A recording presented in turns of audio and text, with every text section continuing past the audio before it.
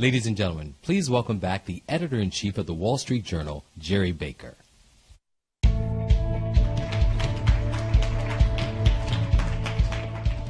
Thank you very much. Welcome back. Hope you enjoyed your lunch. Sorry about the weather. We'll try and improve on it for future lunches and the setting. I know it's not absolutely perfect. And we hope you enjoyed the discussions too. I think there were some lively discussions on a whole range of topics, so thank you for taking part in that. We've got a very busy agenda this afternoon. We'll be discussing the fusion of technology and fashion, the rise of cyber threats, and the city of tomorrow. And don't forget, we do really need you to participate, as you have been. Please raise your hand, ask questions, respond to the poll questions, many of which have been very interesting. I think clearly we have a very representative sample of America and the world in this room from some of those poll results we've seen so far. But please continue to participate. It's very important for the energy and for better understanding for everybody.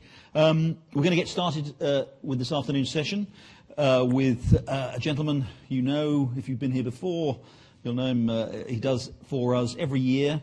Activate CEO and co-founder Michael Wolff has prepared his tech surprises for the year ahead. And his full presentation is available on WSJ.com. Ladies and gentlemen, please welcome Michael Wolff.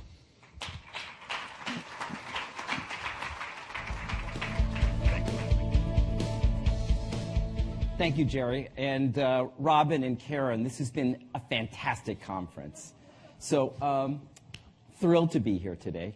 And as part of this, as Jerry mentioned, every year we put together document that really identifies the forces, the patterns, the trends about what's going to predict next.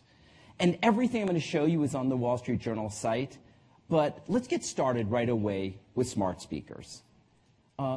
We are seeing and we're witnessing probably what you could call the smart speaker battles of 2017. So let's go back and say where it started. Obviously, it started with Amazon with the launch of the Echo and the Alexa. And then over the next 18 months, all of the major tech companies launched their own digital assistants and then their own smart speakers to carry them. But this isn't game over. And in fact, this isn't going to be just an Apple, Google, Microsoft, and Amazon business. First of all, we don't know what's going to happen with Facebook and its conversational interface M. More importantly, it's not just going to be a global business, because if you look at all of the international players, they've all launched their own voice assistants and their own speakers.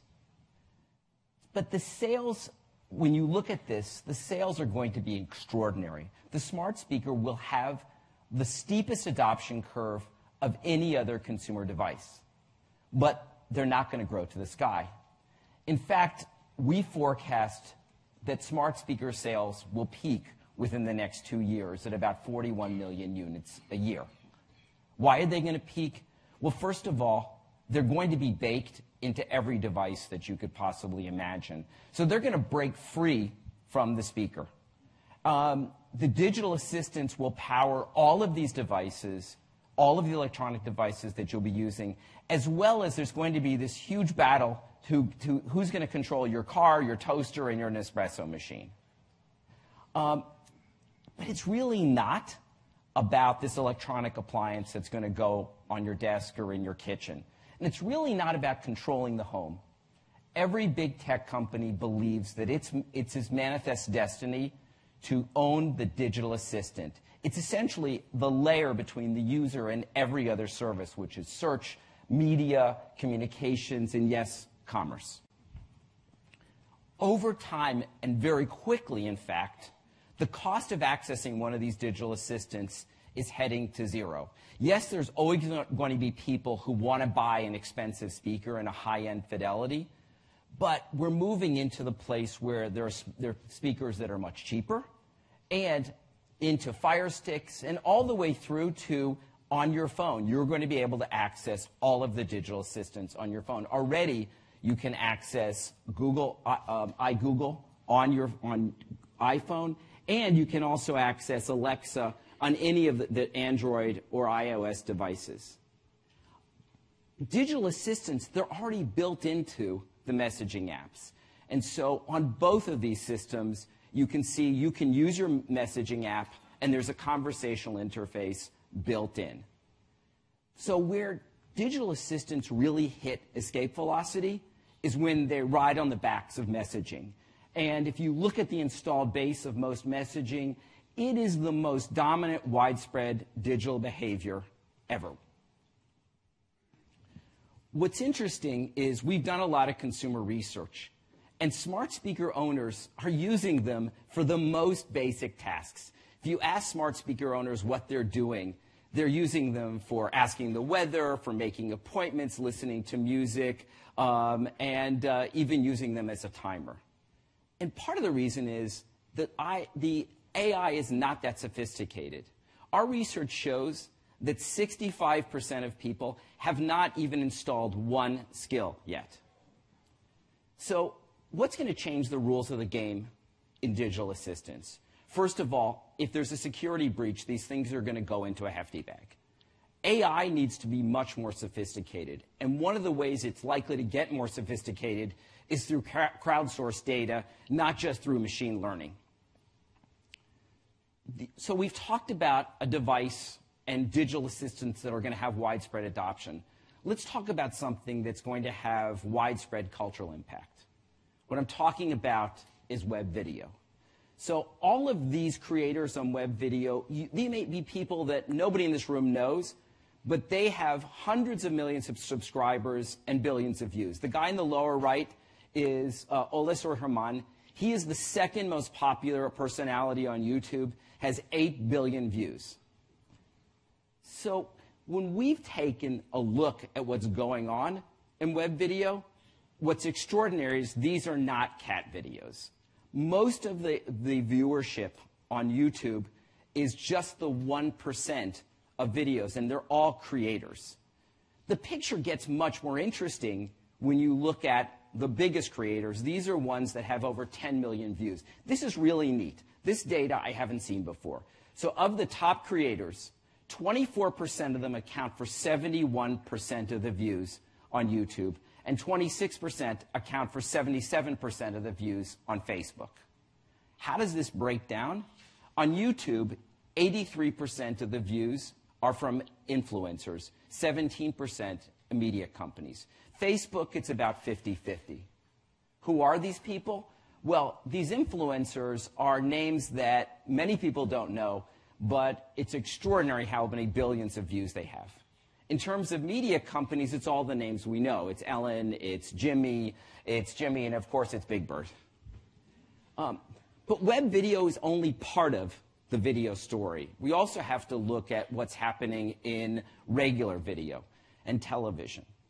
The television universe today, we keep hearing about the largest companies, Netflix, Apple, Amazon, and Google. They're all investing billions of dollars in producing their own TV programming.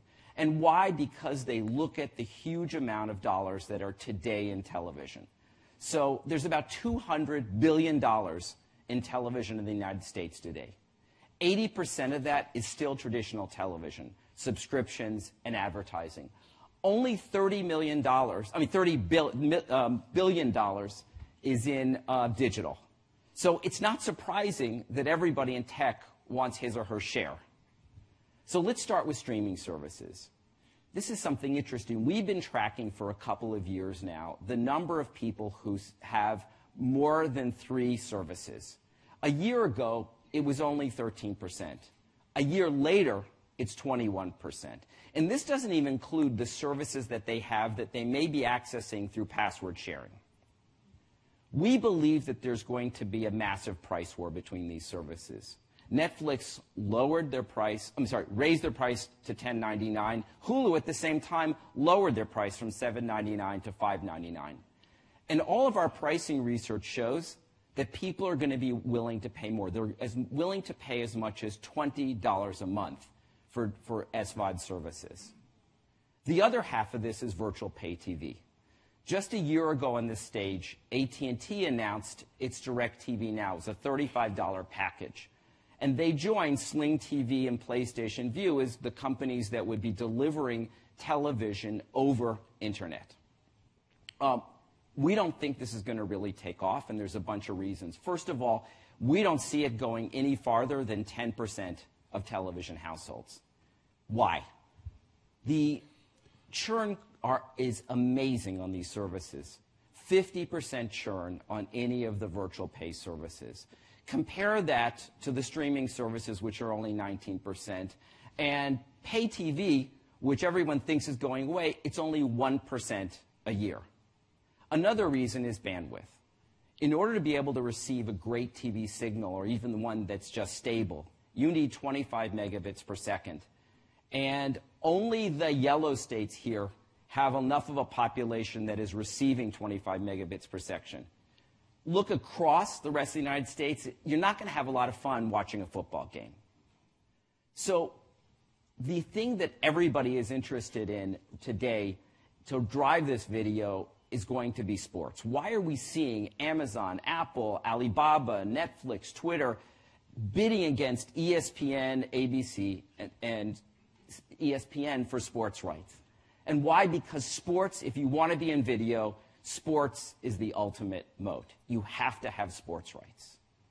We've taken a look through surveys at sports fans, and these people, they're dedicated. For 90% of sports fans, they want to watch their team, their country, and their players. And there's no substitute. They're not going to watch anything else. Of those rabid sports fans, they're willing to pay as much as $25 a month, and they watch over 10 hours a week of sports. The core sports audiences are going to remain stable. We see continued growth, and especially in esports and Major League Soccer. So the audiences are going to remain strong, and so will the revenue. We forecast that revenue will grow from $65 billion today to $75 billion within 4 years. And a lot of that's going to be driven by the sports rights themselves. So the year to look at in terms of sports rights is 2019, and that's where most of these sports are going to get renegotiated, and it's where we're going to see most of the tech companies trying to compete against the names that we know. In the same way, there's been a lot of misconceptions about what's happening with sports and the health of those leagues and those teams. There's been a lot of misconceptions around the health and vibrancy of news. And I'm meaning the not fake news. When you consider what's happening in this environment with social spread, it's real news brands that are going to win. We've been tracking for a while what's happening to news brands, and you can see that going back to October 2014, there's been continued interest in news. It's more than just an election bump. So you see that it did bump up, and then the trajectory continued after the election. And then if we look at some of the major news brands, sort of August to August, and this is ComScore data, you see some of the largest brands are continuing to grow despite their size. So the New York Times, 94 million users. You see the Washington Post, 92 million users, each of them up 12%. Fox News up 29%. It's also fascinating that the sites that were born on the internet, Business Insider, Vox, and Politico, they're also way up. And then you look at who's down. And the ones that are down tend to be the ones that are very clickbaity, that are spread on social with sensationalist headlines. So it's Breitbart, Newsmax, The Drudge Report. They're all way down. I expect to see some of the top news brands partnering with social in a very organic way. And this is NBC and CNN, who've created channels directly with Snapchat. How will news be supported? We've done surveys, and we believe that 50% of the news reading public will either subscribe today or is willing to subscribe in the future. And there's another 35% that are likely to subscribe. There is about another 15, 16% who are lost causes. They're going to be news nevers.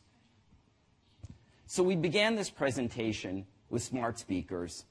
One of the use cases, as Joe Tsai talked about earlier today, is e-commerce. Let's see what's happening in e-commerce. The e-commerce business, we have a whole set of new items and new product lines that are going into e-commerce. There's about $2 trillion that's going to move to e-commerce over the next couple of years. We forecast that overall global retail will go from $22 trillion today to $27 trillion 4 years from now.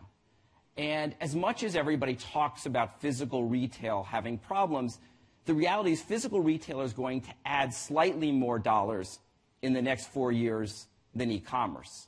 But e-commerce will grow at a much faster rate.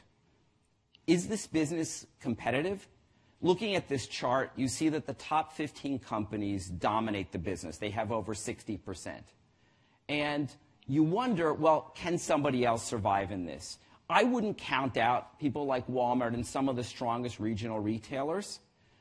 One of the reasons is because when you really look at these businesses, 85% of them are marketplaces. They're not selling their own goods. They're powered by millions of sellers. Only 16% is really retail. And you wonder, well, where's this going to go? What are the new categories that could be going to retail?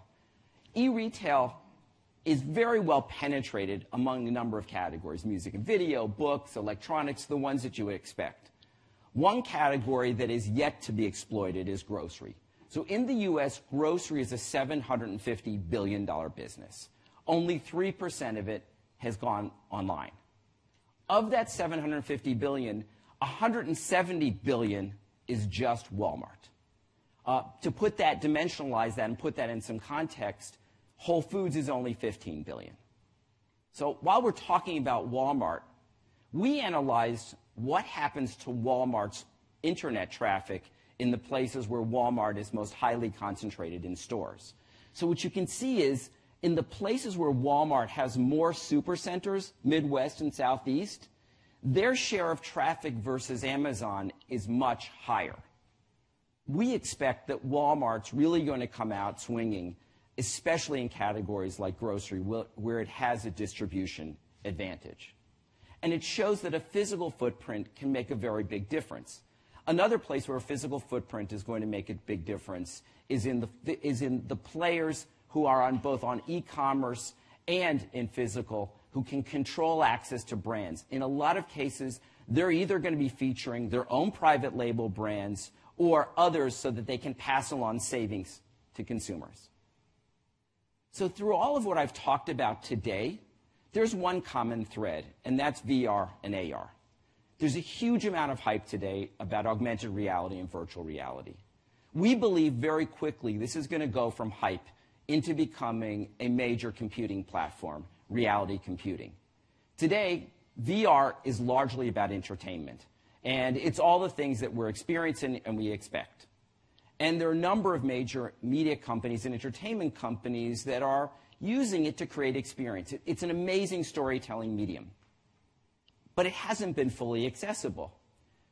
The prices for the VR headsets continue to go down, and each of the manufacturers are trying to make this much more affordable. So we're at a point today where there's an Oculus that's below $200.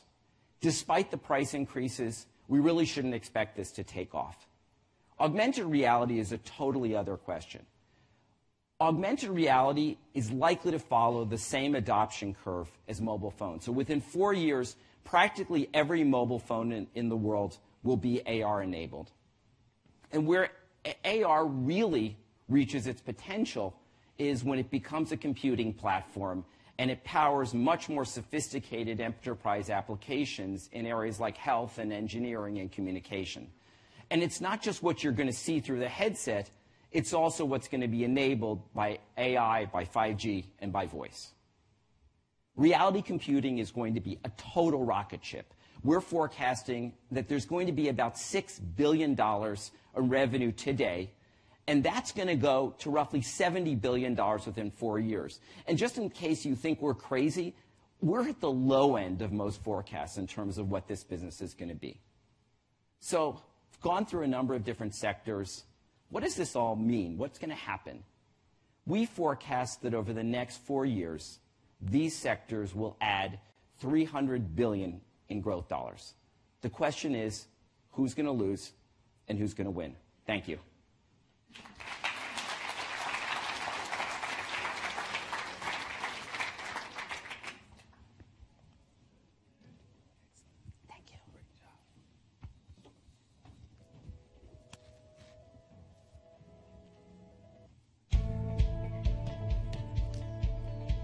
Thank you.